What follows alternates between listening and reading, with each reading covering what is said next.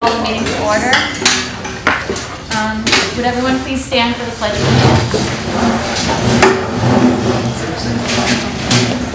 I pledge allegiance To the flag of the United States of America and to the republic for which it stands, one nation, under God, indivisible, with liberty and justice for all.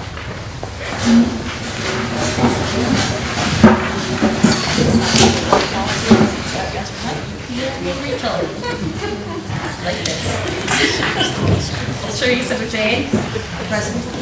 Rachel Shaleski is here. Michelle Coelho is on the way. Kate Panetta. Here. Gladys Cooper. Here. Lauren Daly. Here. Bridget Gerton. Here. Julie Miliano. Here. Ralph Petrofessa. Present. Al Russo. Present. And Lisa Zagotis Bridget. Here. Okay. And now we have a few recognitions we'd like to do. I will turn it over to you. So good evening, everyone. So we have a lot of exciting recognitions to discuss this evening. Sorry to break up the smiles and good noise in the front row of class. So I want to start off with, a couple of weeks ago, we had a magnificent evening recognizing our Teacher of the Years here in the district at Broadview Middle School a couple of weeks ago.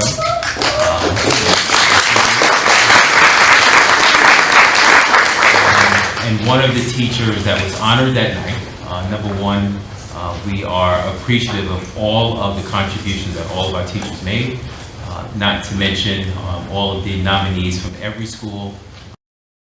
To applaud all of their contributions for the 21-22 school year. So I just want to pause for a moment on that one. You guys can applaud if you like.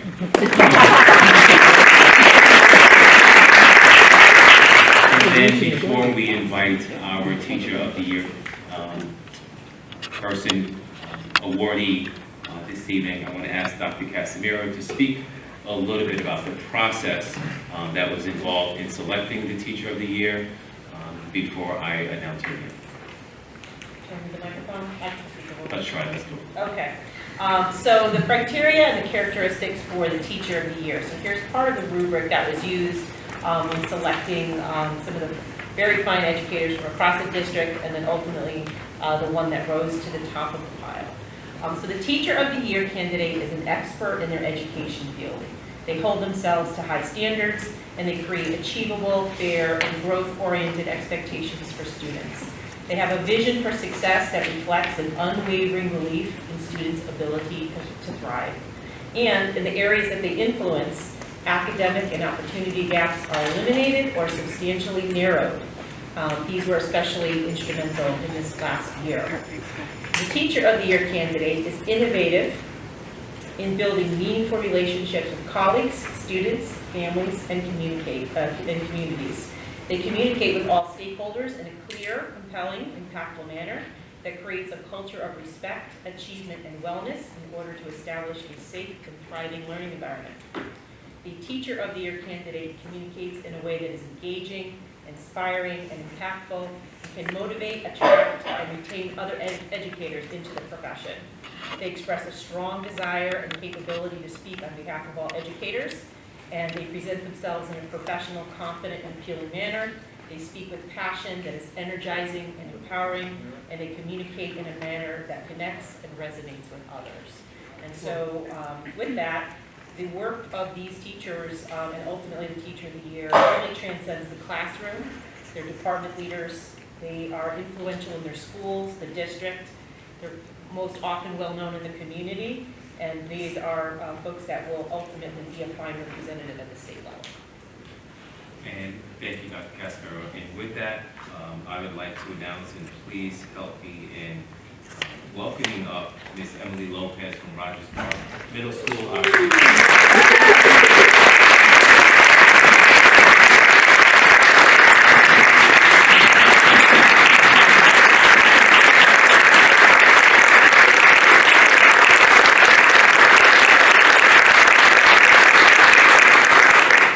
So thank you very much. I put together just a short speech because I'm not a good public speaker. So I just want to thank all of you, the board, and the entire cabinet for the honor of being named Danbury's 2022 Teacher of the Year. I am truly grateful for the administrators, teachers, paraprofessionals, and the amazing students I work with at Rogers Park. I've had the privilege of working with ESL students for many years, and with that comes many challenges, but also many rewards. I will never forget a parent-teacher conference over Zoom last year during the pandemic. The student was a true role model in class, completing all the assignments and even coming to office hours to check if the assignments were done correctly or if he was missing anything. During the conference, I asked Mom, "What is your secret?" And she said simply, "I show him love. That's all I can do. I don't speak English." And that, she says, and that says it all. If we show students love and connect with them, they will flourish. I feel this award is not just a recognition of me, but the recognition of my school, Rogers Park. I believe I am only receiving this award because I work alongside incredible individuals, Ms. Salita, and all the administrators and teachers that really care about kids and work really hard to help kids be the best. So thank you again for this opportunity to represent the teachers of Danbury.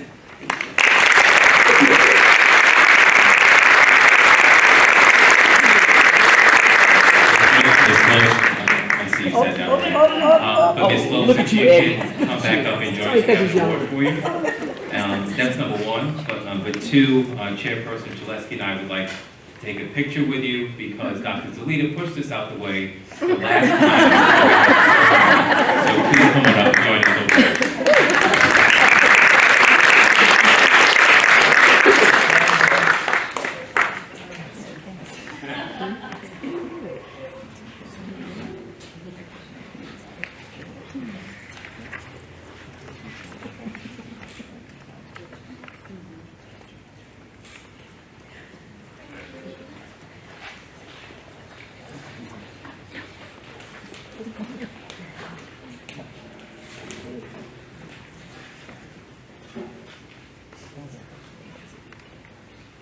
So the good news continues in regard to recognitions, and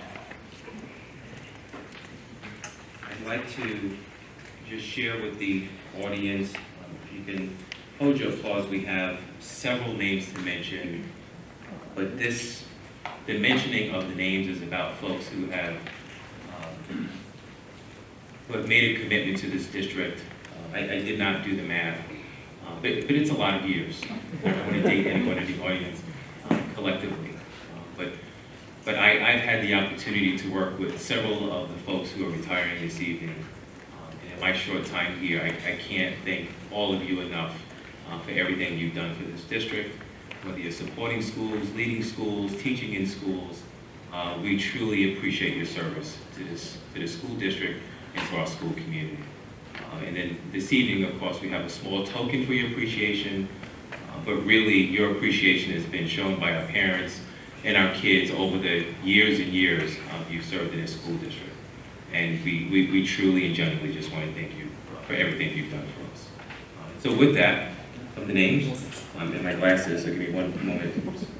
So, Angela Cefaloni, KSP Secretary, 25 years. Lucille Chianese, Danbury High School, teacher, 9 years. Jeannie Combs, Haystown, teacher, 20 years. Michael Crota, Danbury High School, teacher, 5 years. Jackie DiNardo, principal, Reach and Endeavor, 38 years. I'm sorry, 38 years. What is that, doubles? Cynthia Duty, Stanley Ruff, 24 years. Vincent Fidner, Mill Ridge Primary, grade 1 teacher, 15 years. Stephen Golden, math teacher, Danbury High School, 37 years. Susan Grumman, KSI manager, school lunch, 19 years. Kathleen Jones, Pembroke, teacher, 36 years. Lisa LeClaire, Rogers Park Middle School, math teacher, 20 years.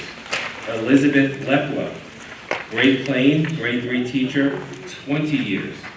John Merrill, Westside Middle School teacher, 15 years. Anne Marie Mosca, Shelter Rock teacher, 20 years. Donna Pace, KSP interpreter, 34 years. Joquin Pace from Park Avenue, head custodian, 20 years. Anne Marie, I'm sorry, I lost my place. I was in. Suzanne Patno, Danbury High School, 21 years.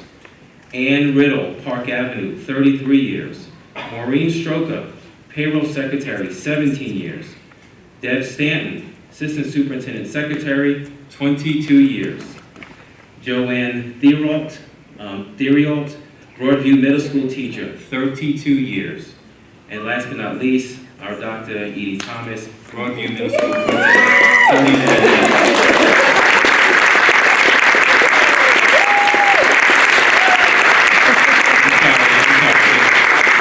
There are 2 more below the fold right here, sorry.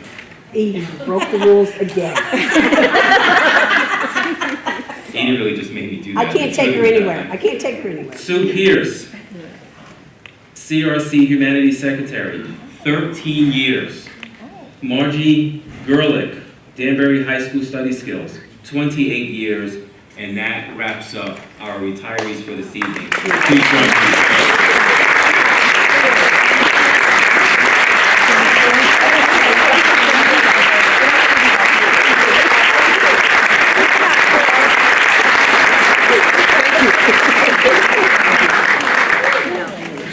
And so at this time, we just want to share with the retirees. We have all of our retirees were not available to join us this evening. However, we do have a little token of appreciation for everyone who came this evening, and of course the ones who were not able to make it, we will make sure we get this to them as soon as possible. And I'm going to start with ask this person to lead the way from us, as she has for many years at Broadview and Pembroke. And Dr. Edie Thomas, I'm going to ask if, starting to your right, if you can shake the hand of, he's not paying attention right now, but Eddie Miranda, and walk around the horseshoe. And when you're done, we're going to come back here, we're going to take a picture with you. Dr. Edie Thomas, 13 years.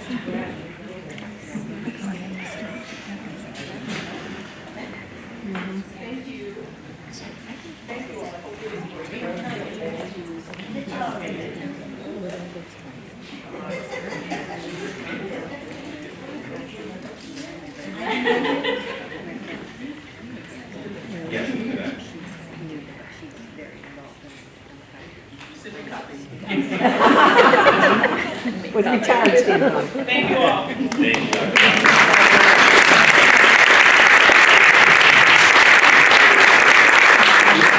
Deb Stanton, 22 years.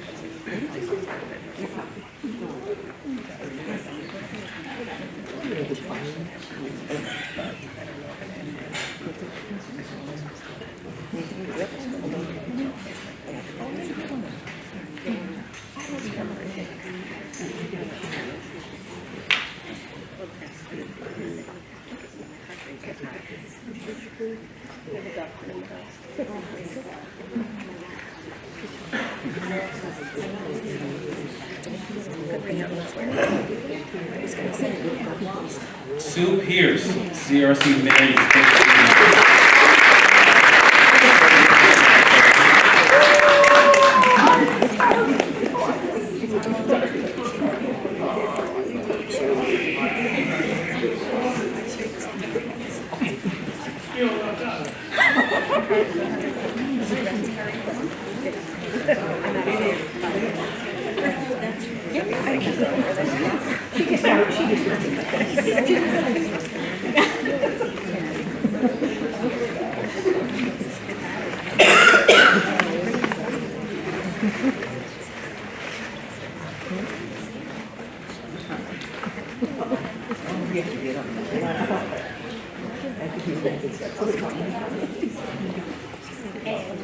Kathleen Jones.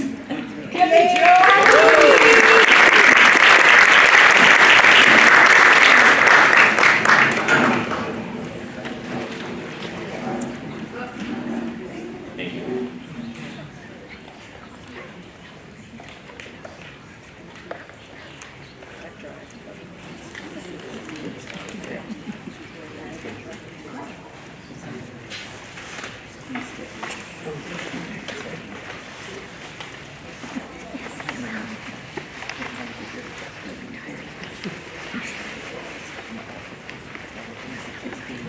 Jackie DiNardo.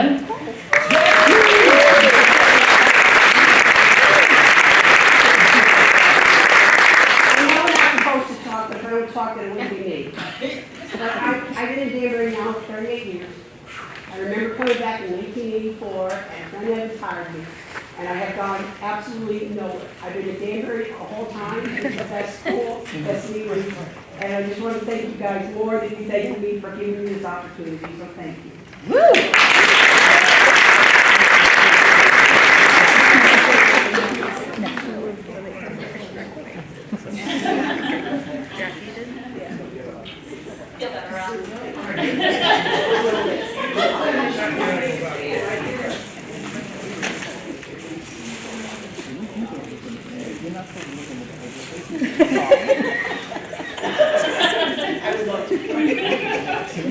Open it up and get the prize out.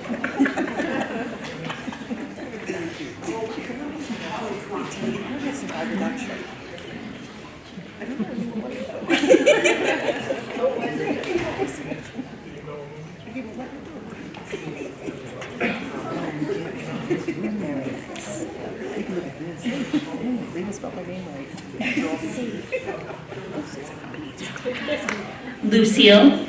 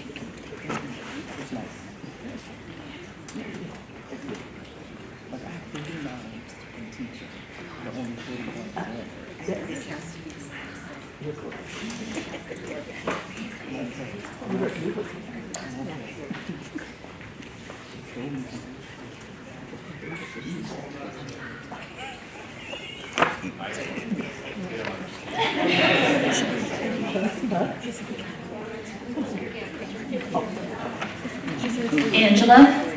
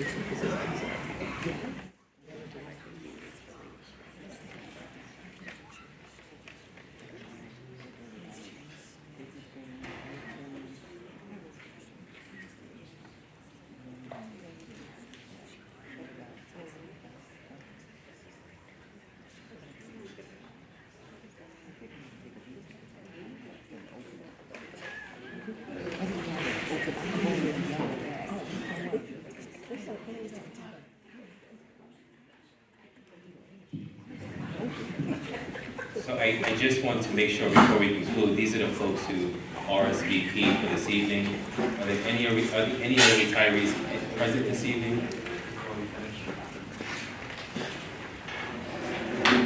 Thank you.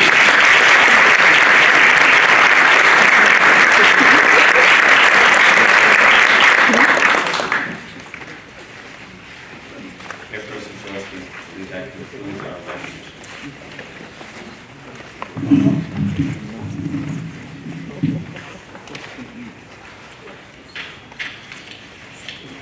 Moving on to public participation. The board welcomes public participation and asks that comments be limited to 3 minutes. The public may offer objective comments of school operations and programs that concern them. The board will not permit any expression of personal complaints or defamatory comments about Board of Education personnel and students, nor against any person connected with the Danbury Public School System. The first person I have who signed up, Lori Woodruff.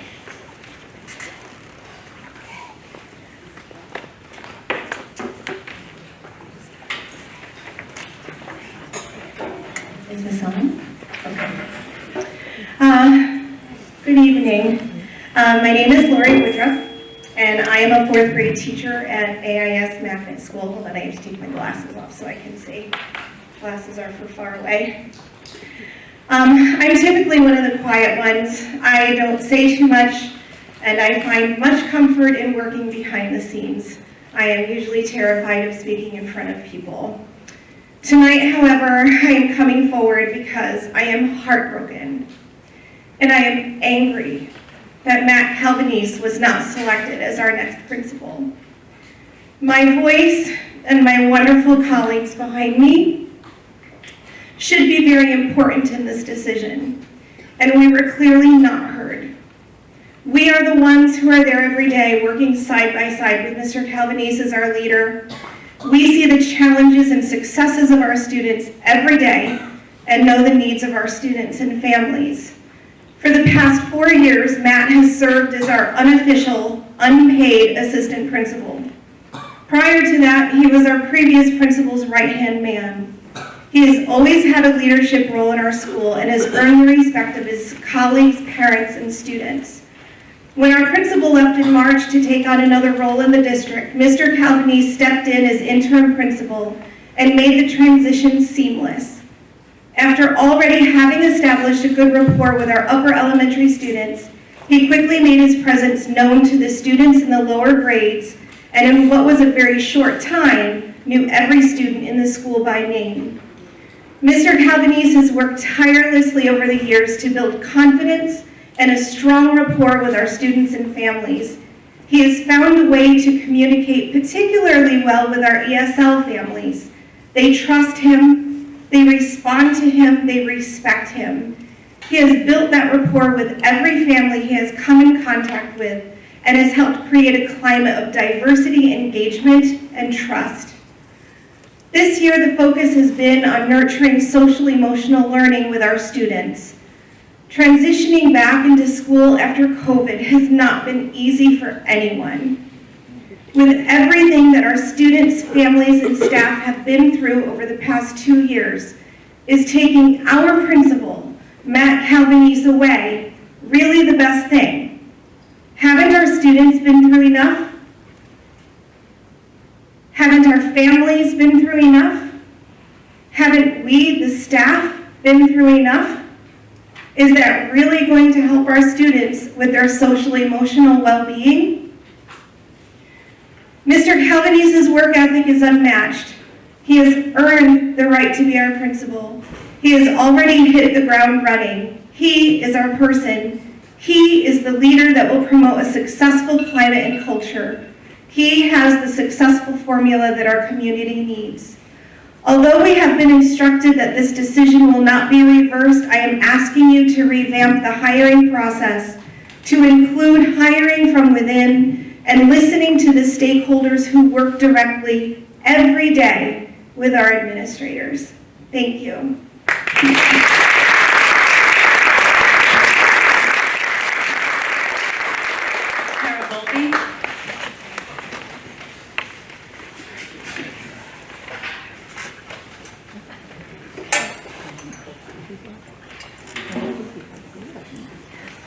Before I talk about Mr. Calabrese, I do want to express my deep disappointment that Juanita Harris was not selected to be part of this body. Twice, apparently, this rock star has been passed up, and that is deeply troubling.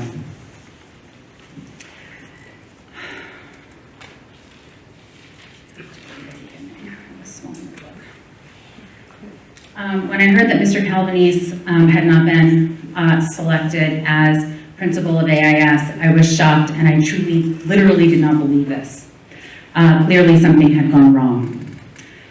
Because if the hiring committee knew what Mr. Calabrese, how competently he has led AIS during, before, and after the pandemic, hiring him would have been a no-brainer. Mr. Calabrese has basically served as principal or co-principal of AIS with Mr. Roach prior to the pandemic. He was a go-to for parents, teachers, and administrators. He was the central part of keeping AIS the school that it is. During the pandemic, he upped his game. He was a constant problem solver for the school in a way that was well outside of his role as a teacher, and yet he did it with grace and dedication. He was a daily point of contact for families and teachers, and he acted as the hub of AIS and kept us all sane. Currently, AIS has been lucky enough to have Mr. C acting as principal. When I heard that Mr. Roach would be stepping away, I, like nearly every single parent in the school, took this in stride. We did not flinch because we knew that Mr. Calabrese had earned our trust and our respect over and over and over and over again. And then came the news that Mr. C would not be continuing as principal. And frankly, I was curious. Why on earth would this person who has stabilized our school twice not be selected? Why would the hiring committee create yet another unnecessary transition after a hellacious pandemic for kids, parents, and teachers when a rock star had been doing this job and proven himself already? And why, if at another school was an internal person hired as principal, sparing that school of an unnecessary transition and not AIS? Not only has this decision rocked the vast majority of AIS families, it has sadly impacted the morale of staff and teachers. This district is lucky to have Mr. Calabrese. Again, he is an absolute rock star. And you know what happens when we use up our rock stars and throw them away and we don't elevate them when they have earned it? They leave. And I can say, If you could just. yep, one more sentences. I can say that AIS deserves Mr. Calabrese, and Mr. Calabrese deserves AIS. I don't know if the district does anymore. I hope he stays on. And I am going to ask, regardless of contracts, that this get fixed and somehow Mr. Calabrese is hired as principal of AIS. Thank you.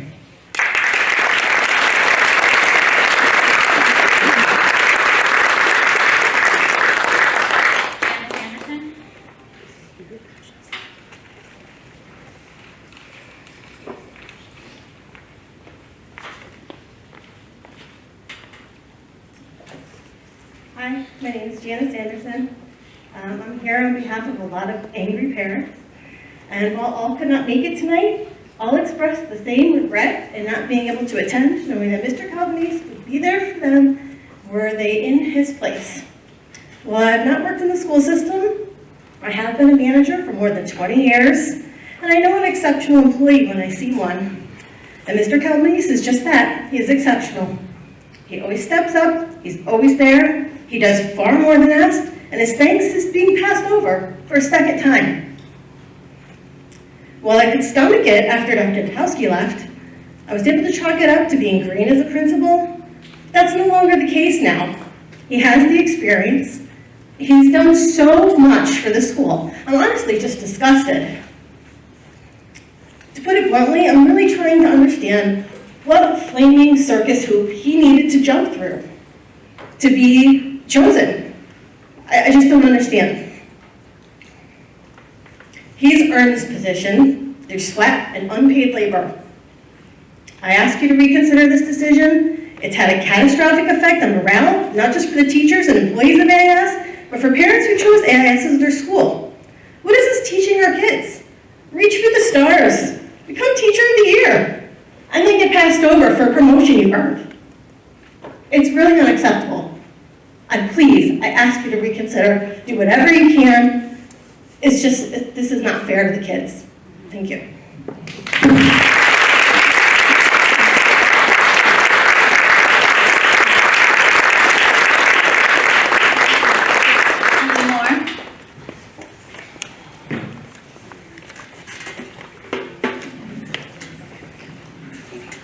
Good evening, board members, Superintendent Halston, fellow teachers, students, and families. I too do not like to talk in front of grown-ups, although I sing and dance in my classroom. My name is Julie Moore, and I'm currently a 5th grade teacher at AIS. I've had the pleasure to work at both Mill Ridge Primary and Ellsworth Avenue School as well. Tonight I have decided to speak on behalf of the teachers of the district who would like to have a voice in the hiring of administrators for the future of Danbury. Danbury Public Schools Board of Education and Administration has continued to ask teachers to do more every single year since I began teaching in 2001. And every year, teachers do it. This year, like no other, we have been asked to do more with less. Less people to move the students of Danbury who are living through a pandemic. And every day, teachers do it. At AIS and all Danbury Public Schools, there is not an extra set of hands, and we continue to move students forward with less. And this year, we were down staff from the beginning at AIS, and then our administrator, who we adored, was moved to a new position, and Mr. Calvinese was asked to take over as interim principal. He continued to plan, support, and train numerous teachers to take over for his 4th grade class, while also being the principal.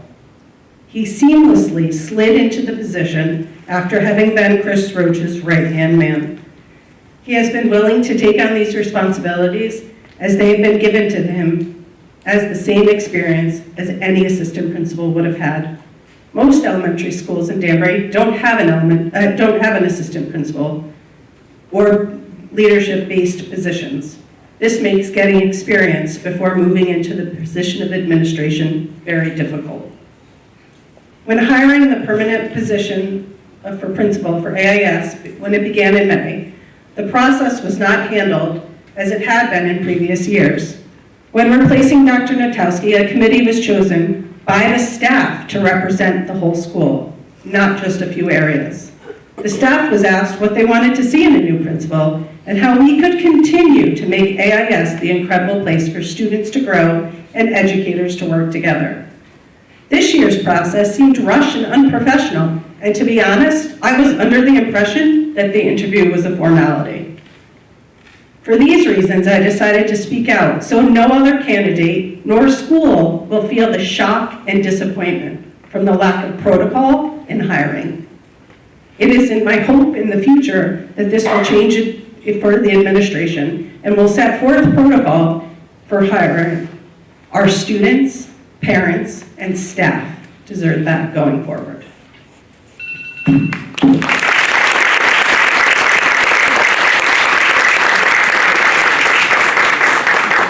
Director Robinson? it's really on TV.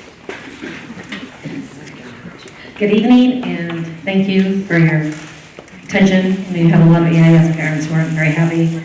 I am an AIS parent. I've been there 8 years. I've served on the board for 7 years, as a PTO president for 3 years. I worked very closely with just about every teacher there prior to the pandemic, when my 40 hours of free work at that school declined. My heart rate is literally 131. I'm a triathlete, very physically fit. My heart rate's usually 50. I am so upset about how poorly Mr. Calabrese has been treated and what a disrespectful thing just happened to all the parents, all the students, all the teachers at AIS. 5 years ago, I was on the interview committee for the new principal. I felt like I was part of the interview team. In a recent article, they said this was a unanimous choice for this position. Well, I'm pretty sure unanimously at AIS we wanted Mr. Calabrese. So either it was a misprint or whoever you had interviewing didn't take all of us into consideration. I love what you wrote about the other principal that you like to hire within. We love to see people grow in their careers within our school district.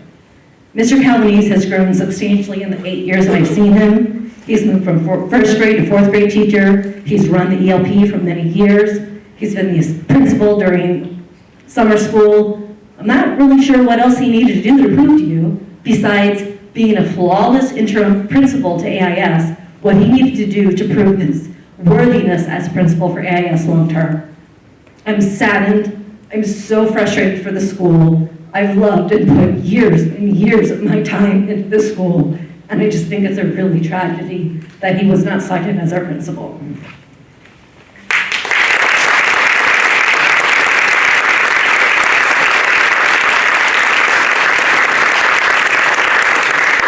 Christina Stovall.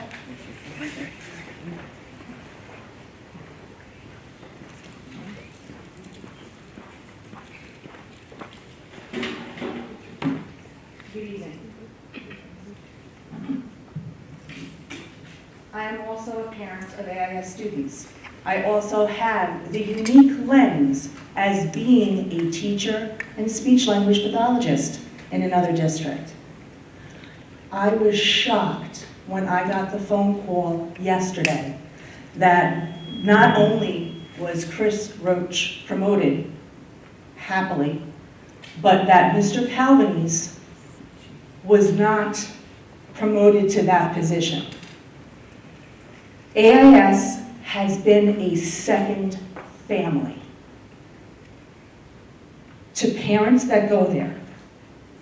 I volunteered my time for several years for Odyssey of the Mind, as well as for STEM Scouts, before that was cut short by the pandemic. You take care of your family. Matt Calabrese has been a cornerstone of AIS since my children attended, and well before. Dr. Natowski was allowed to pick the cream of the crop from this district to develop AIS. Matt Calabrese and Christopher Roach continued that dream.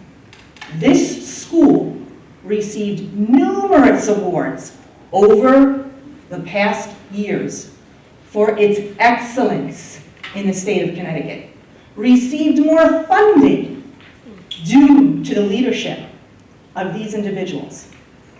You take care of your family. When the pandemic hit, nothing stopped. It was like clockwork. Teachers were asked to assume different types of instruction, and we did it seamlessly. We did it seamlessly because of teachers and leadership like Matt Calabrese. My family did remote from home. My children had anxiety about returning in person back to class. Matt Calabrese helped my kids get through that. He's bridged gaps with ESL parents. When our kids did not have food on the table because our population were day workers who suddenly had no income, we rallied as parents and teachers to bring food into the schools to make sure Our students were not only fed educationally, but their bellies were full. When kids didn't have and parents didn't have money for Christmas gifts, that first COVID, because they could barely keep the roofs over their heads, teachers and the leadership, like Matt Calvinese, made sure every kid got a present. That's a passionate teacher. You take care of your family. I'm quite disgusted, given that Christina, that's 3 minutes if you could. I'm disgusted that the interview process was changed at the last moment. I also would love to see where all of these unanimous votes came from. It's a sad day when you lose a family member, and it's a sad day when you lose a passionate teacher. Thank you.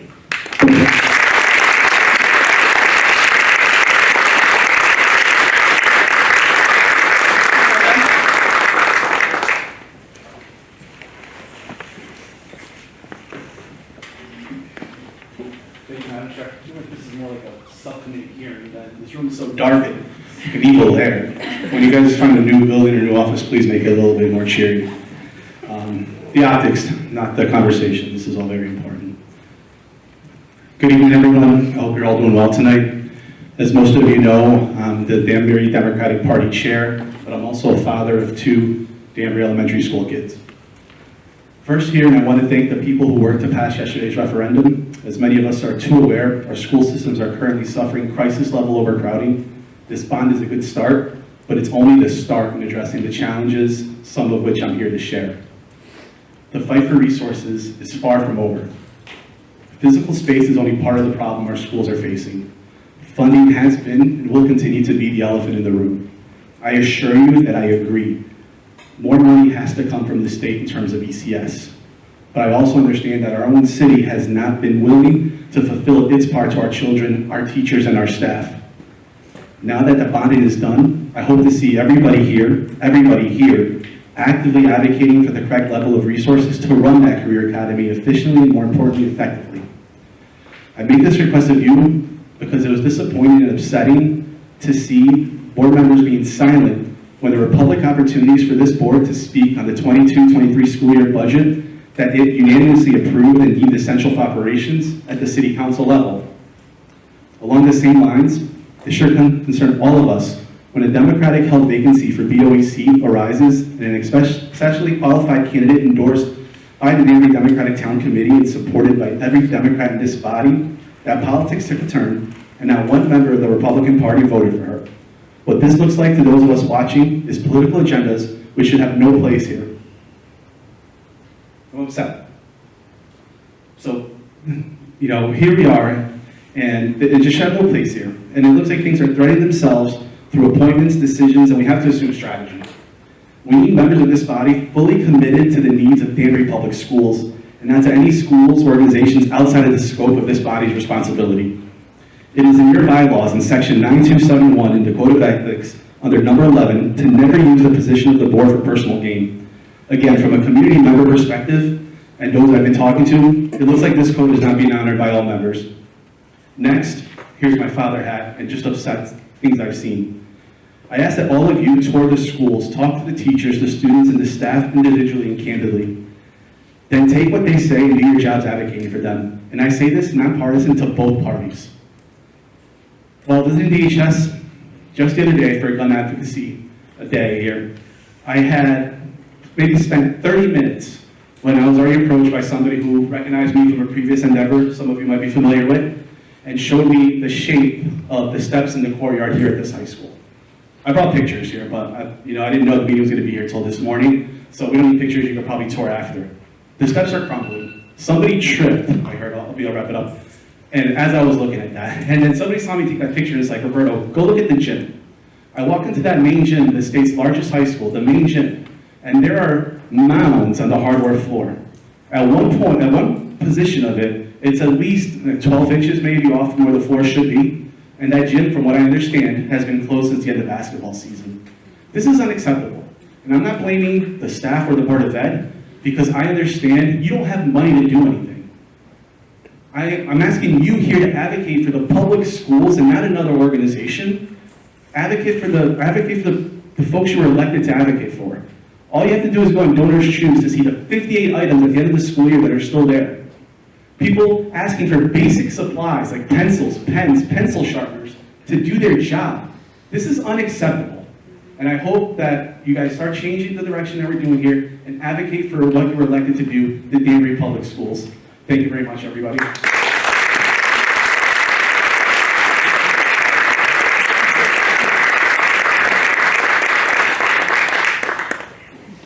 Robin?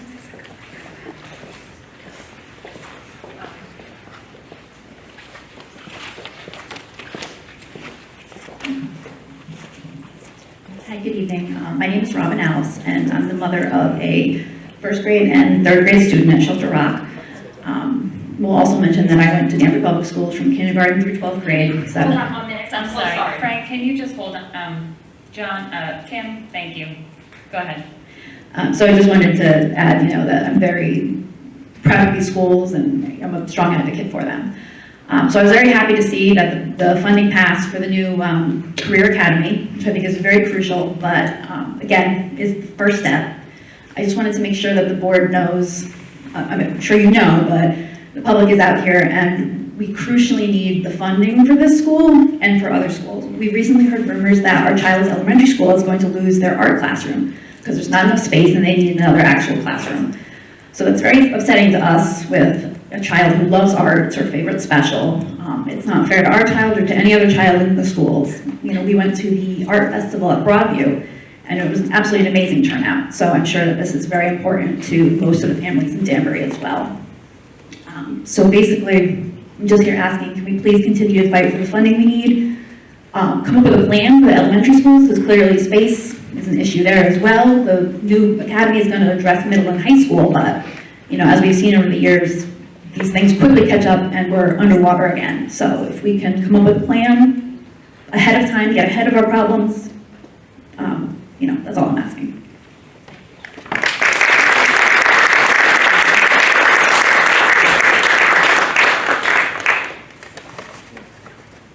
That is all who have signed up for public participation. Is there anyone else who would like to speak who did not sign up? Maria?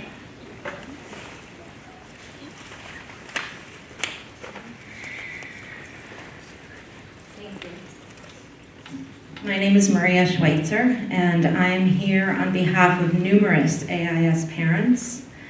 I am just here to let the board know, sorry, I have to put my glasses on, that even though parents may be willing to welcome a newly appointed individual, some parents, all the ones that I've spoken with, are very disappointed by the fact that the interim principal, Mr. Calvanese, who knows the school and the district, and most importantly, the students, was not elected. In all the years that I've been at AIS, 8 to 9 years, this educator, Mr. Calvanese, has gone above and beyond for the school and has been the right-hand man to the principal. Parents are very disillusioned by the manner in which this interview process was handled. Furthermore, parents are disillusioned by the district's lack of concern for the children and for the families. By not inviting parents to participate in this process, especially during a time that students are suffering and need the utmost regard, the district administration seems to have made a decision for better or worse without any consideration for the families involved. Thank you.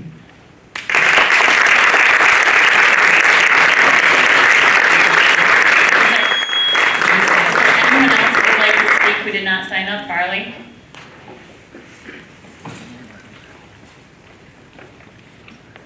Good evening, everyone. Thank you, Madam Chair. I didn't get to the form in time. First of all, congratulations to all the retirees. I just added it up really quickly. It's 593 years of dedication to our public schools.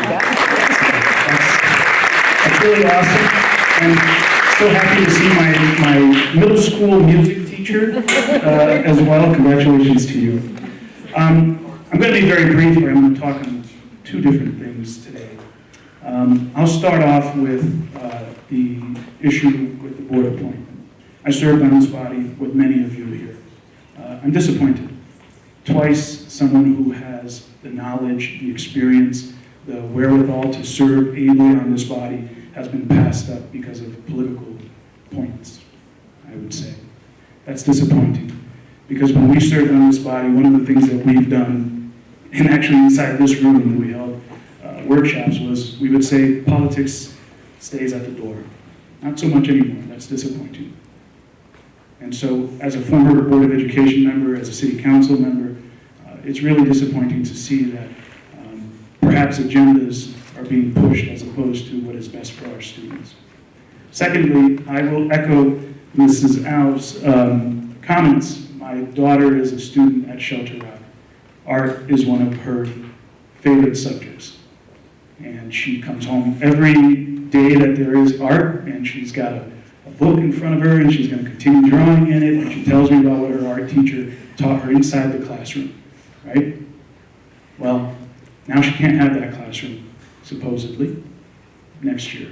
Well, I'm very happy that the Career Academy passed and the vote was so large in support. I'm disappointed in the fact that we have not done enough. Not just your fault, City Council as well. Not done enough to address the overcrowding issues in our schools. And now, my little girl and that little precious girl there is not going to have an art class to go to. Her teacher will be teaching arts on carts. What's next? The music room? The janitor's closet's already been taken, so I don't know where else they'll put anything else. It's our jobs as elected officials to address these things. And I hope that you all take it as seriously as I know you will. And I appreciate what your service here on this board is. And I hope that you will keep our public schools the center focus of your role on this body. Thank you.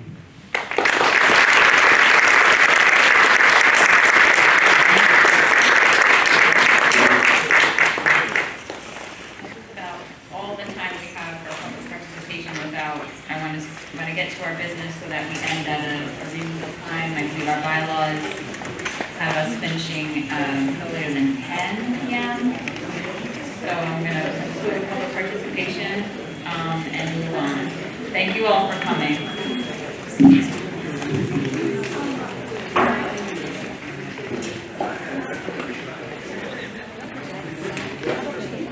I'm now at 96. We'll go like this now.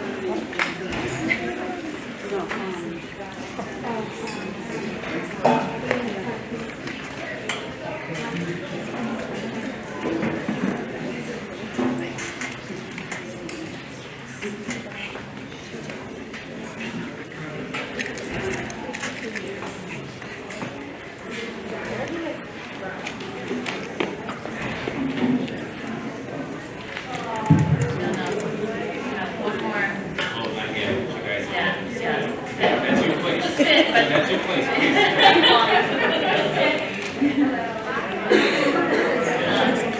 Do you have a microphone by you? Would you just consent calendar, please? Make a motion.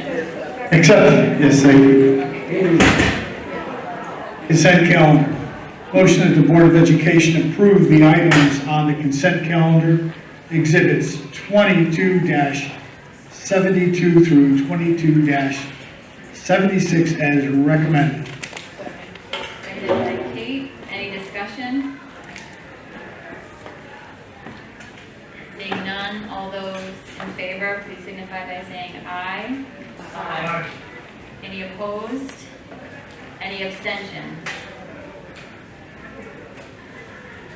Motion passes. Our students, please. Hi. Good evening, Board of Ed members, cabinet, and community members. Thank you for allowing me to represent and speak on behalf of the Alternative Center for Excellence. Interviews with prospective students and their families will take place this Saturday, June 11th, with the 8th staff. Additional interview slots have been scheduled for next week after students are dismissed from school. To date, a total of 29 interviews have been set up with students, parents, and ACE staff. The ACE whitewater rafting trip was a huge success. Anthony Hellman, Kyle Dracola, and Ashley Honecker took 15 ACE students to camp at Monroe State Park in New York and raft 15 miles down the Hudson River. It was a great community building experience for all and a huge part of the relationship building process at ACE. The ACE Coffee House will take place this Thursday, June 9th from 5:30 to 7:30 at the Hatters Park Pavilion. The coffee house is an opportunity for the ACE community to gather, and we'll see our students and staff read original pieces of work and poetry, as well as musical performances. This year's coffee house will be dedicated to Joe Pepin and Derek Jaramello. The ACE graduation is set for Thursday, June 14th at 4 o'clock at the Broadview Auditorium. The event will see guidance teachers read speeches about each graduate, and then the graduates themselves will share their graduation speeches. It is one of the most powerful events at ACE and a great opportunity to hear our students' stories. Thank you for allowing us to share what's going on with our ACE family. Stay safe and remain ACE strong this summer, everyone. I just wanted to say next week. So I'm graduating next week, and I won't be the Board of Ed representative anymore, which makes me really sad. And I just wanted to thank you all for allowing me to, have this position, and I want to thank ACE for allowing me to do this. And I really loved and enjoyed representing ACE, and I truly love ACE with all my heart and all the love I got. So thank you for giving me this chance and giving me your time.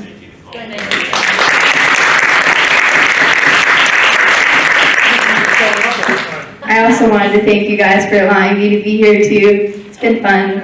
I don't know if I'll be here again, but yeah. Thank you. Yeah, bye.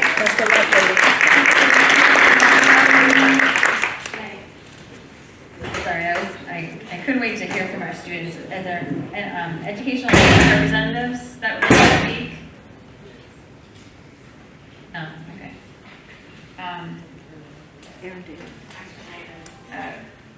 Katie, would you mind, since you have a microphone, the action item A, please? Sure. Oh. All right, be loud. In the middle. You want that one?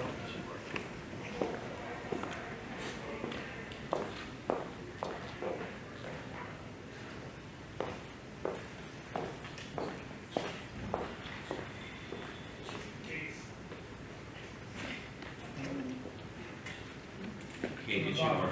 I'll mic in the middle. Take it, turn it off on her. Okay. On the bottom.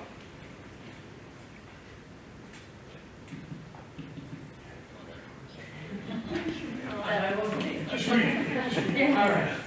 I'll make a motion that the Board of Education approve the amendment to the food service agreement to extend the agreement for 1 year, July 1st, 2021, 2022 through June 30th, 2023, in accordance with Exhibit 22-77. There's a motion on the floor. Is there a second? Seconded by Ralph. Any discussion? Seeing none, all those in favor? Aye. Any opposed? Any abstentions? Motion passes. Lauren, would you do the calendar, action item B? Sure.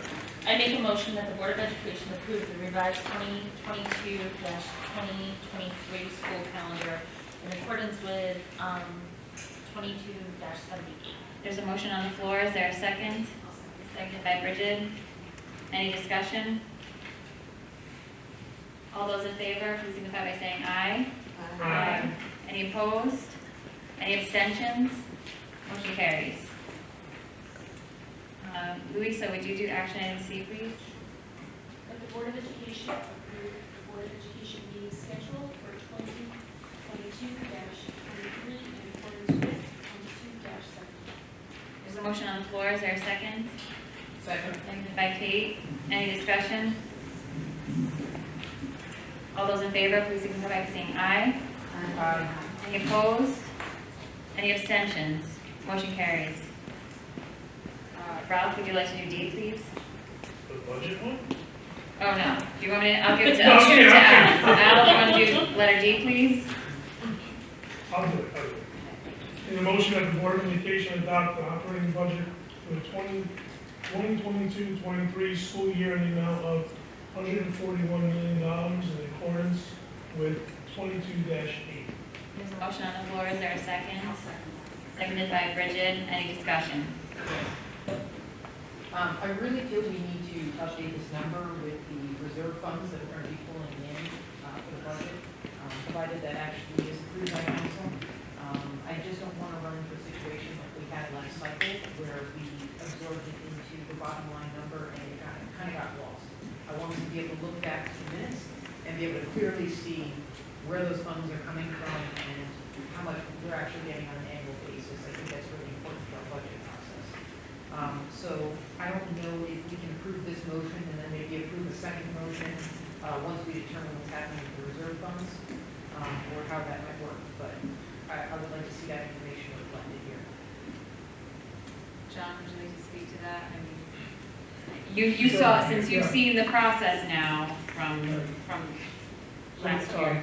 We made a written request last month to add the reserves to our motion, so to speak, for permission to spend not just 141 million, but 143.8. The reason we asked was last year there was disagreement after the decision was made, and that is exactly what led to some confusion at the city council level as to how high was our budget increase this year. We were counting the reserve, they were not. So we're hoping to get a positive answer to that. We don't have it yet. So I think it would be premature tonight to add that to the motion.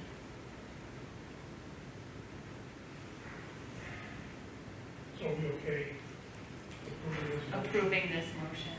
I guess that's the question we're asking you. The city has authorized 141 million even. There's been no approval for the reserves. Okay. Is it possible for us to have a second motion at some point when and if those funds are approved? To revise, to include. Oh, yes, sure, absolutely.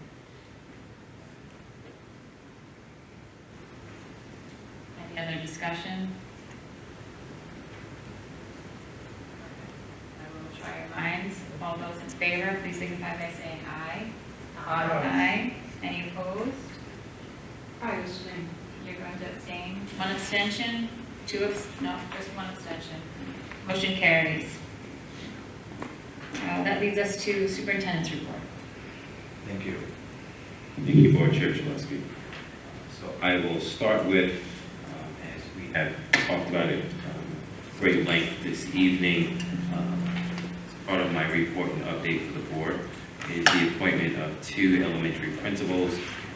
One is Ms. Merle Jackson from the committee, recommending her and appointing her as the principal at AIS Elementary School. Merle Jackson comes to us from White Plains Elementary School, currently serving as an assistant principal in that district in the last 7 years. And we had, as part of our process, for the board members who are not typically part of the, the board members who have not served on our interview panels. There are 2 panels that run concurrently by policy, and so one policy is made up of staff of our buildings with Board of Ed representation. And then there is another panel made up of administrators also with board representation. And so both panels recommend someone to the last step, which is the superintendent's level. Of course, I am there with my cabinet as that last step in the process. The process does not call for both sides to have necessarily the same candidates being recommended. And the way I like to speak to it is we respect certainly the recommendations from those levels, but anyone who comes to us, anyone who's recommended to that last step, it's important for us to make sure that those committees are comfortable with anyone who's sent to us, because all of those folks are going to be considered for any vacancies. So I just wanted to walk the board through the current process as now. And frankly, I think we heard some feedback over the last couple of days that frankly probably might require some further review of our policies to just make it a little bit more inclusive. I think the staff made some really good points in terms of inclusivity as part of the process. And it might be time to revisit our own policy, which might include a little bit more voice from the respective schools. So I will add that. But I want to make it clear, we feel confident we have hired an excellent candidate to serve as a principal for AIS, and Ms. Merle Jackson. The other appointee is a person who's actually not a stranger to this district, Domitella Ferreira from formerly at Danbury High School, has served as assistant principal here at Danbury High School for years, and is currently, once Dr. Anna Rocco was appointed as chief of schools, Dom filled in successfully as the interim principal, and like Ms. Jackson, was also the appointed candidate. So very excited about the two candidates who have been named, and I certainly understand and respect the differences of opinion from the staff and some of our families this evening, but we have two candidates we're really excited about. Summer school, I just wanted to share this update for the board. We find ourselves in a really tough position this year. We have invited families, kindergarten through 5th grade, for summer school as we had in years past. Historically, it's typically been a K-3 summer invitation. During the pandemic, that was increased to K-5 as the state had stated that we may invite grades 4 and 5, and we were inviting grades 4 and 5. This year, we're challenged with staffing. And I think, I know the board has heard from many teachers across the district, administrators across the district, that this school year has been like no other, quite frankly, as we return to school. Our staff is tired, they're exhausted. Our administrators are exhausted, our teachers, our tech staff is exhausted, and I think it played itself out in our interest in working this summer. And so after reviewing this with the team, it looks like we have enough to offer summer school for kindergarten through 3. We do not have enough staff to offer summer school for grades 4 and 5. Unfortunately, we are not alone in this challenge in terms of staffing. And so we've had to revise our letters and invitations to families. And typically our summer school experience is 4-week summer school. This year it will be 2 2-week sessions. And so we understand this is going to be a hardship for many of our families, particularly families who count on us for childcare over the summer. But unfortunately, we're going to need families to make some adjustments. We will have some intervention opportunities this summer, but it will be a little bit more limited than in past years. I'm hoping next year is more of a normal school year, and we will be able to return to typical staffing that we've had in years past. So just to conclude, we will have, instead of 1 4-week session for grades K through 5, we will have 2 2-week sessions for grades K through 3.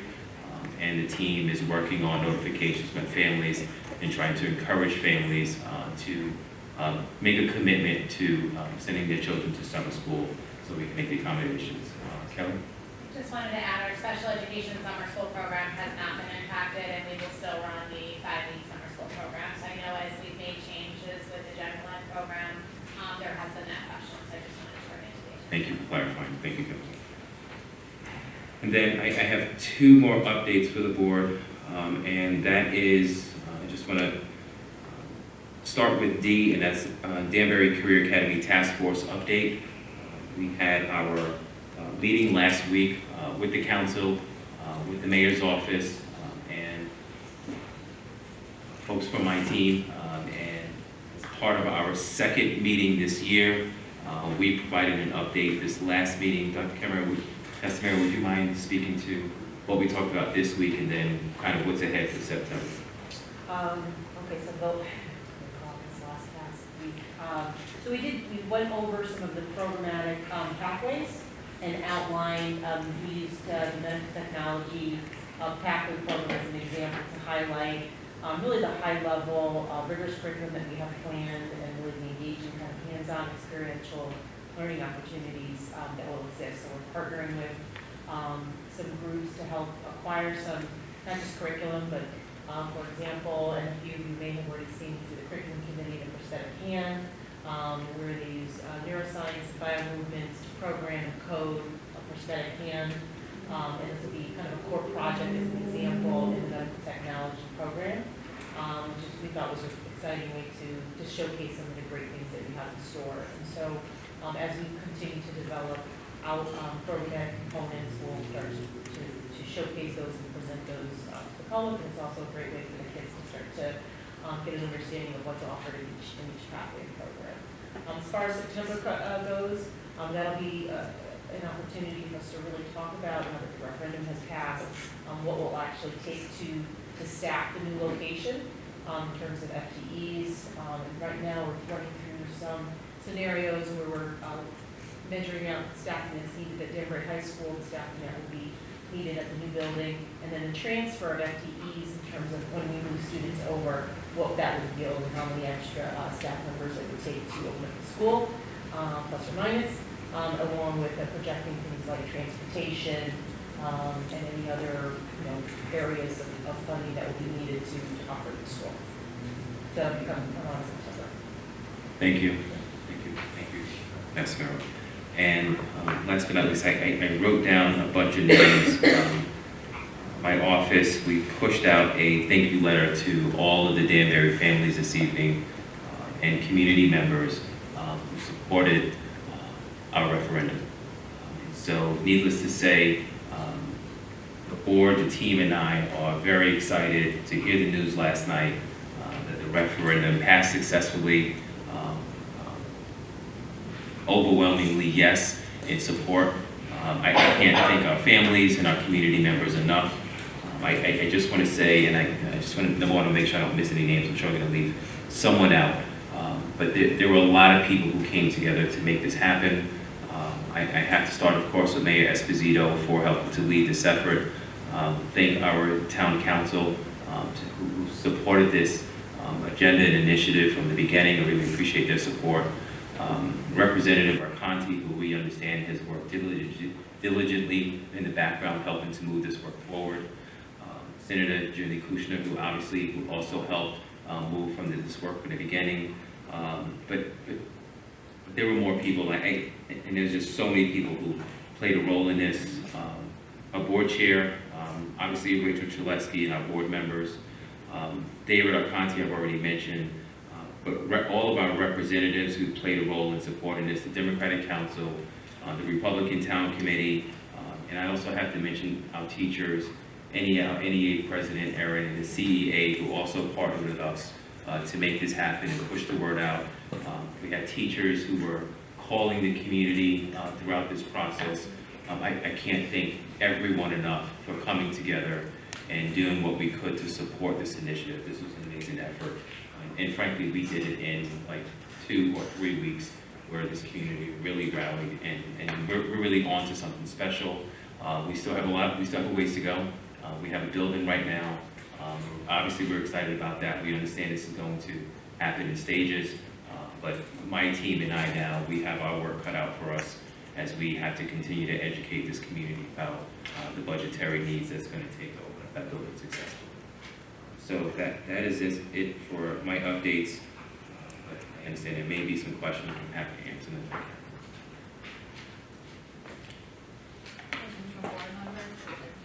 I am a little uncomfortable with just bypassing the question of the principal plan and wondering if we can have a possible extended conversation during our executive session. I understand that falls under our hiring practices, it's not a public discussion, but could we possibly add that to the agenda for the executive session so we can have a little more clarity about the process?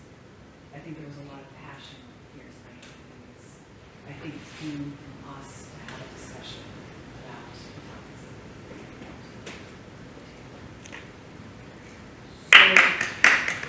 Thank you. I don't think under the Connecticut Freedom of Information Act that we can have that discussion in executive session. It's not one of the qualifiers for going into executive session to have that. Do you want to talk about the process that's Sure. outlined in our? Sure.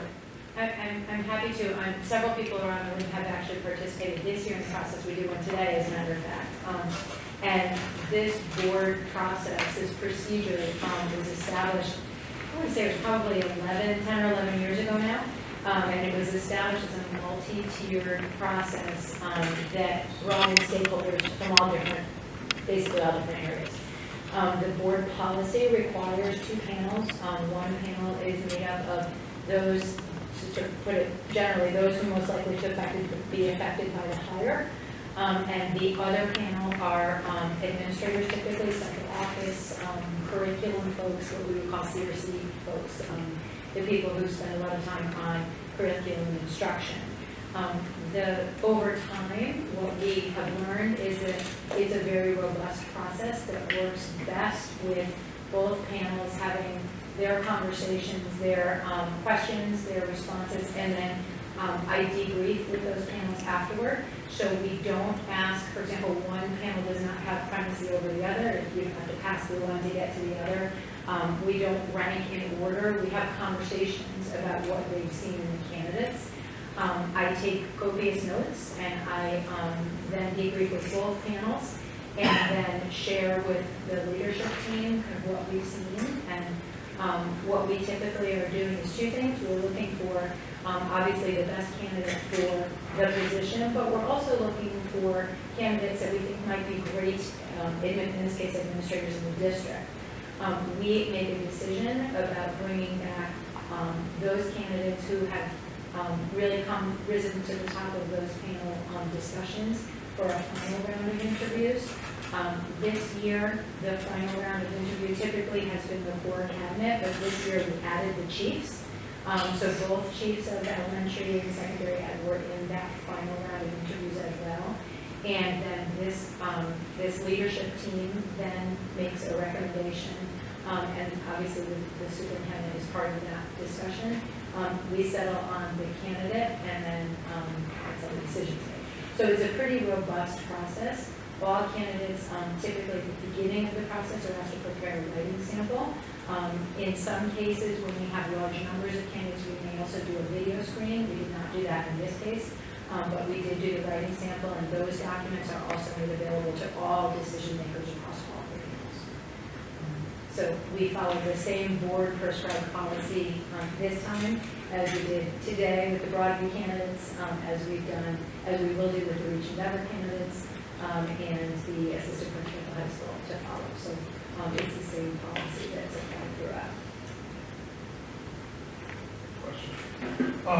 I've been going for a while, so can you elaborate on what stakeholders, like who's on the committee, on the panels? Like, can you just... So there are board members, there are teachers, there are what I would call curriculum heads. So a lot of the folks that are on Kara's teams, in content areas, we try to make it a diverse group. We try to include stakeholders from different areas, so different content areas, just to get a diversity of representation. The 2 chiefs were a nice addition to the final round this year because they both, as fate would have it, they both came from those schools. So they were also part of the last round as well. Any teachers from the school on that? Mm-hmm. Okay. So in this case, what I did was I asked both chiefs, who were the outgoing principals, to please provide me their recommendations for the panels of the teachers, which is what they did. Thank you. Anything? Yeah, my question would be, you asked for recommendation from teachers at that school. How many teachers did you have on that panel from AIS? So this year we were a little bit hamstrung because testing went on that day. So we actually had 2 last minute withdrawals. So the panel was a little bit smaller. But again, the folks on the administrative team, so the second panel, are the people that we have in the building. So they're also people that are very familiar And as I mentioned, both chiefs that were in the final round were the outgoing principals. And can we get 2 board members that were sitting on those panels? We had one board member and one who couldn't make it. And that happens.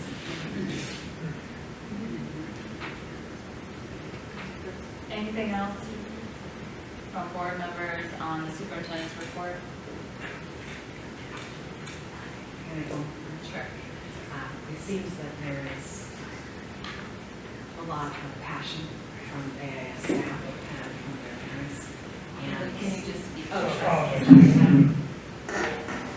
It seems that there's a lot of passion. Oh my gosh, that's not. A lot of passion from the staff and the parents of AIS. And I think passion is always fantastic. I'm glad that people feel that they can come to the Board of Ed and have this conversation, and we appreciate that you did that. Putting a new principal in that space, as it seems that we are going to do, is there any way we can plan to help that transition? Because we'd like to, if we're going to have a new principal, set at least he or she up for success. So perhaps there is more conversation that we could have so that everyone is comfortable going into the new school year. Something that we can do to help everybody make the transition easier.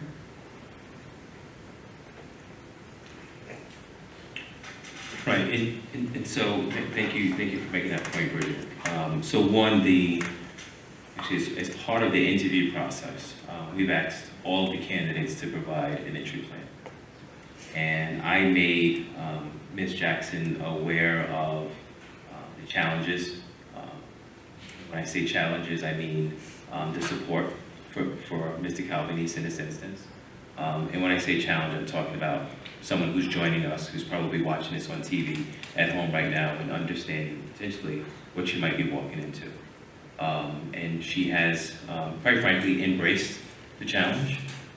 One of the first things she said to us was, I'm probably going to have to revisit my entry plan, and I hope to have an opportunity to debrief with you after the board meeting, which is obviously this evening. So my team and I, we will walk her through what we've learned over the last couple of days, certainly share the passion that we've heard from families and staff, and revisit her entry plan. Obviously that was during the interview. Now it's a little bit more real, given the appointment. But the team certainly will be supportive as part of that entry process. And Mr. Roach, of course, is not only a former principal there, but also will be her supervisor. Will be available to help her with that transition as well. So we are planning and anticipating, it's not going to be ideal circumstances, but certainly we will be there to support her for that transition, and the staff as well.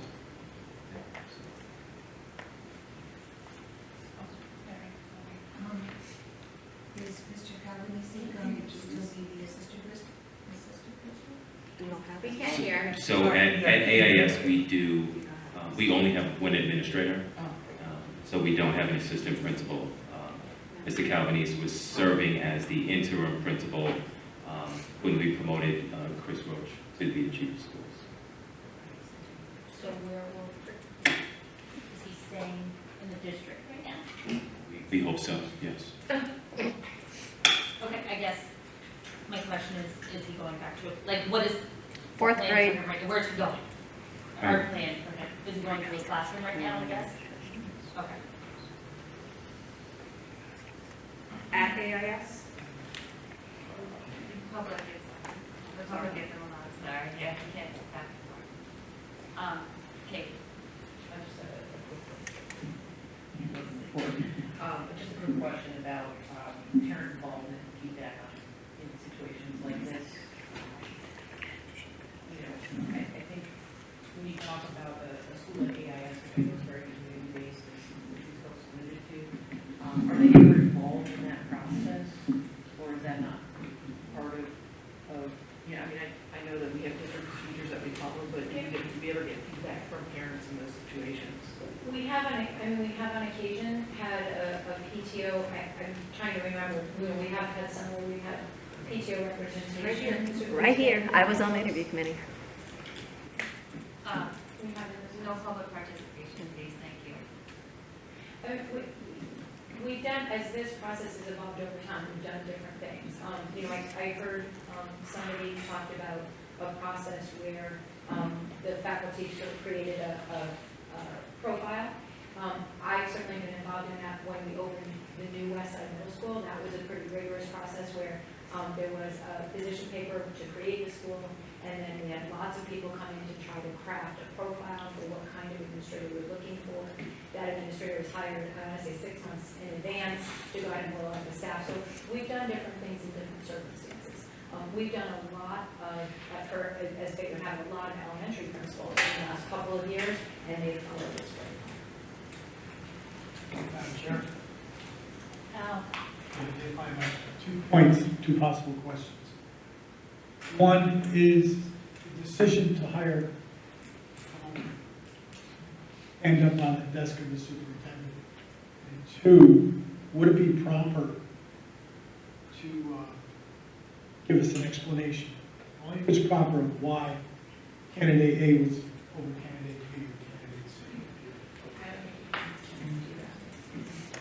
So we can answer the first question, which is, yes, it ultimately falls on the superintendent. But I'm hearing, no, we can't answer the second question. You certainly can discuss, as you did earlier, the qualifications of the person who's selected, who's not yet actually in our employee. But you can't have a conversation about a current employee without following different FOIA rules. I went through the superintendent hiring process. That was probably also apples and oranges. Okay. 2 things. One, Kate, at one point, I was on a panel where there was some PTO parents and stuff involved in. And 2, I'll ask the question, is Matt going back to 4th grade at AIS? Is he currently go back to his job before interim principal? The expectation would be is that he would return to the position he was in prior to this appointment. If he wants to. Right.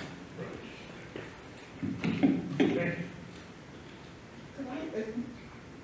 I want to try to figure out how to sort of ask the question from our order stop me.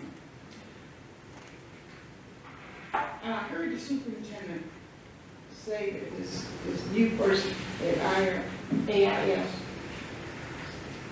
stated that she will be up for the challenge. And your team is going to be supported, and I hope the people that are at AIS will be supportive of her. But as I think, and as I have sit on this board for 31 years, why would you want to bring someone in an environment and it's going to be hostile? Everyone's not going to be there to support that person. And I think at some point, how we talk about this as a group needs to be spoken about, because I heard a lot of things said tonight. I heard people from the leadership from the community and other people. And I think at some point, and again, over the years, I sit on all type of panels, and our human resource director can tell you that. And sometimes it's not who we want, and it's the reason that we want these people. And I leave it to the leadership of the people that we have hired to help make that right decision. And we have board members that are sitting on those panels. So, you know, things are not going to always, I want $1 million, but God knows I don't got it. So I think, you know, my main focus is that this person has a qualification, has went through the interview process, and I've heard that this is the person for the job. Then to bring that person in, because it happened quite a few years ago, and I'm not going to name the school, okay? And it made it very difficult for that person to work, and finally that person left. So, you know, I think this is type of stuff that we really things that we really need to talk about individually. I sit with 11 board members up here. I don't have anything against anyone. We all have different views. I share my views, you share your views with me. I might like you, you might not like me. That's your prerogative, okay? But we all have to work together to make our schools better, to make our young people better, and while they're in that school, get the best education that they can. That's why I have sit on this board for 31 years. Thank you, Gladys.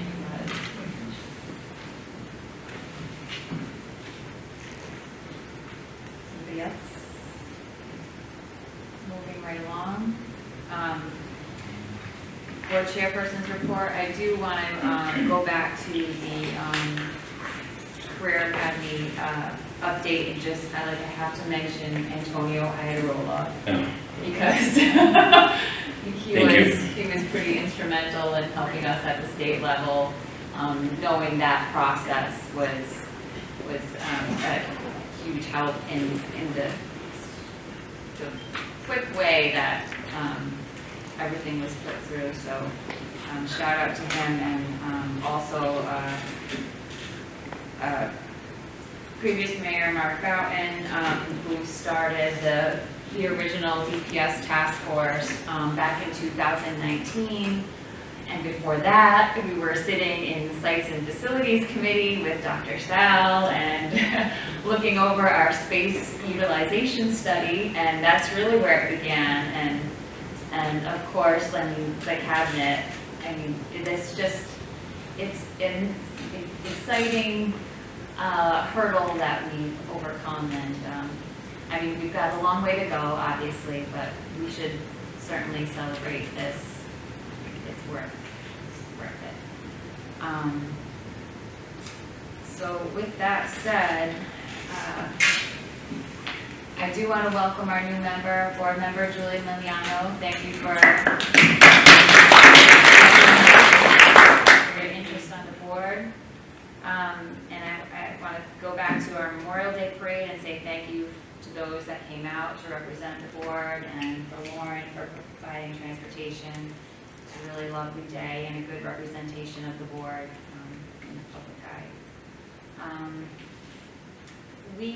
I don't want to overstep Gladys as the Superintendent Evaluation Committee Chair, but I do want to mention we had a Superintendent Evaluation Committee last night. We had I thought it was a very good discussion, a very lengthy discussion, but a good one nonetheless. I have to say, again, I feel like kind of a broken record, but attendance is critical at these meetings, even though if you're not a committee member, it's important to be there just to know what's going on, to be familiar with the vote that will come after a committee meeting, but also to not delay progress in the work. You know, we did have a 3-hour discussion, so to go back and recap and to answer questions that may have been talked about at the committee meetings. Again, attendance is critical, especially, you know, I know everyone has other things going on. It's a very busy time of year. So I appreciate those that came out. And again, we had a good conversation. I'm hoping to continue that conversation at a special meeting if the Finance Committee Chair doesn't mind moving his Finance Committee meeting on Tuesday, June 14th at 6 p.m. If you all could attend and possibly we talked about moving the Finance Committee earlier in that day, doing a lunch meeting, as we did at our last Finance meeting. 14th, you just want to bring that to an earlier in the day? That's right. If we could do it at noon over Zoom. Looking at my calendar. Thank you. Good. Okay. Not 7 a.m., please. Not 7 a.m. lunch over Zoom. Okay. And it's. Does that work for you? That works. Great. So a full board meeting, so we can continue that discussion and wrap things up. We do have to vote on the evaluation of the superintendent as well as the exempt employees.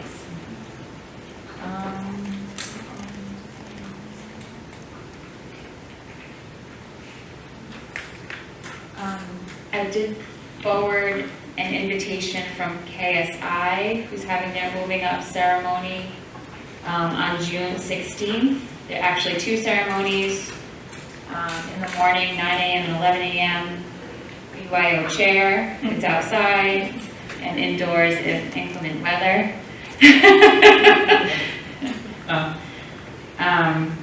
And we race, I don't know if that's on our, it's not on our agenda, but We Race is having their ceremony on Tuesday, June 21st at 6:30 at Danbury High School.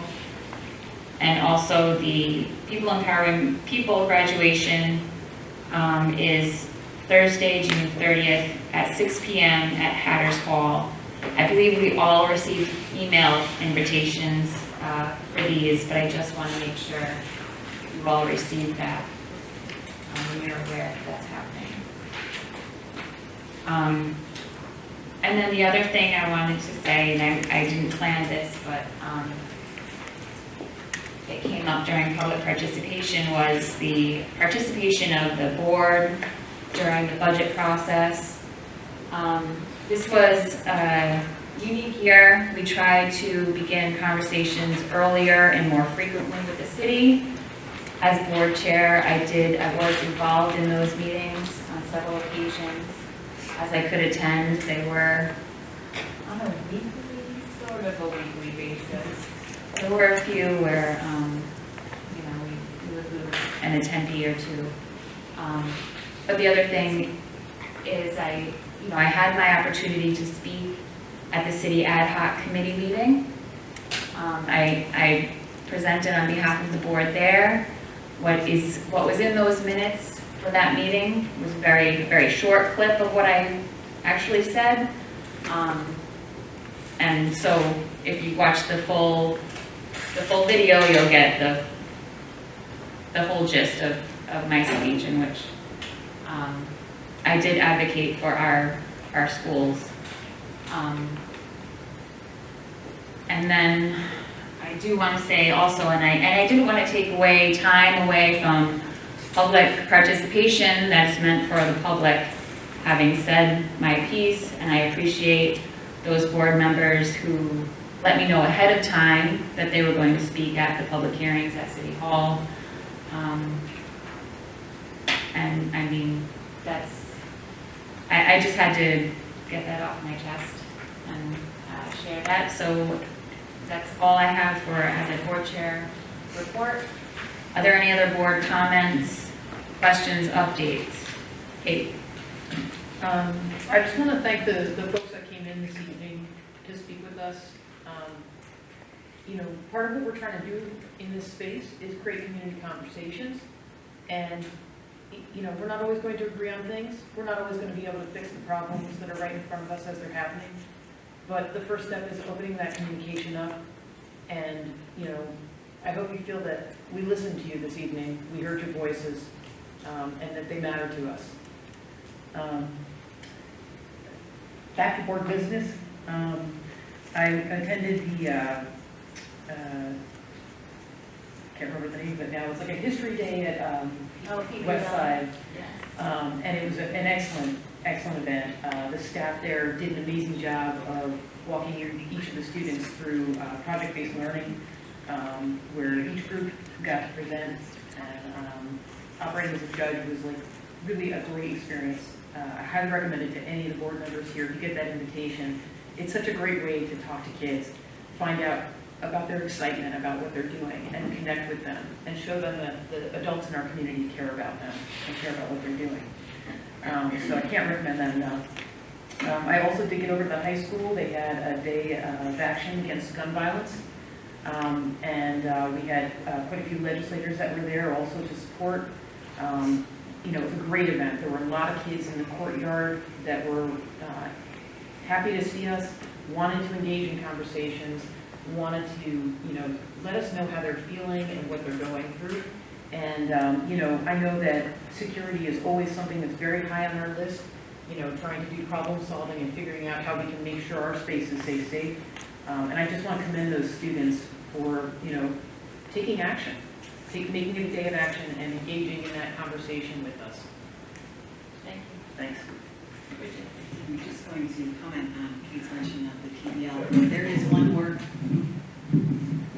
one more PBL night. It's tomorrow night at Broadview. So if you did not have an opportunity to go to AIS or to Rogers Park last week, tomorrow night it is at Broadview. It will probably be as fantastic as the other PBL experiences to really see what our students are learning, engaging, and enjoying in their history classes is amazing. And if you haven't already responded, I'm sure they would love more judges at tomorrow night's event. So that's Broadview tomorrow night. Can I do my last speech for the Superintendent Evaluation Committee? Members that received a package that were not there last night, and we will be receiving some additional information. Tuesday night is just around the corner. Please go into your folders, read your information, so we can go over it and won't have as long as meeting will not take as long on Tuesday night. So please, if you didn't get your package, I would assume they're at your work, but there's information in there that you need to review. I think everyone received them this evening at their places, correct? Did you receive a folder? Okay, good. And if you could look at the form that we have to fill out, and I think if everyone brings just a couple sentences for each category on the form, it would be more productive ahead of time. Come with some thoughts on paper. Come prepared. Yeah, thank you. Anybody else have anything? I'm going to make a motion to enter into executive session.